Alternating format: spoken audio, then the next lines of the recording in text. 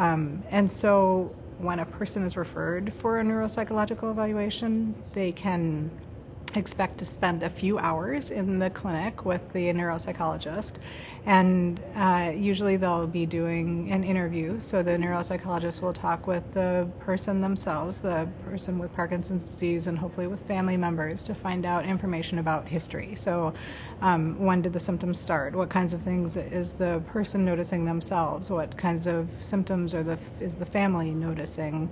What are their main concerns as far as thinking goes, or mood kind of issues?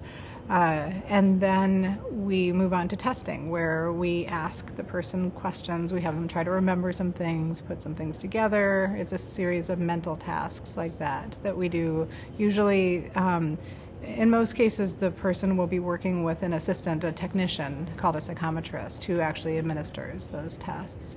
And it can take a few hours, because there's the interview, which can take a while, and then the testing itself, where we're just looking at a lot of different areas of thinking. So it can take a few hours to do an evaluation like this. But it gives us good information about how the person's brain is functioning. Again, it helps with diagnosis, it helps with treatment planning, it gives us a baseline, because thinking can change over time, and so allows us to make some direct comparisons to see what might have changed. So it's helpful.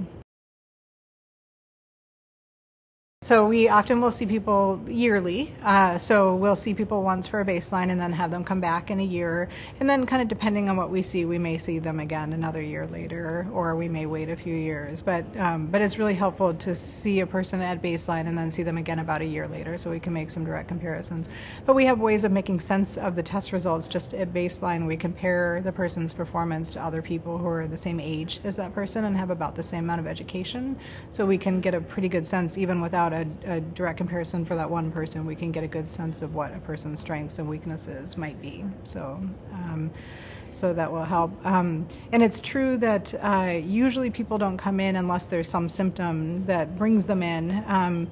But again, sometimes the neurologist will just want a baseline. So maybe the person is not complaining of problems with thinking, but there is some concern that might be something that might change in the future. So they may it's not uncommon for neurologists to send people who have recently been diagnosed with Parkinson's disease, especially if there are some slightly uncommon or atypical features. They'll come in and do an evaluation like this for a baseline, and again, to help with diagnosis.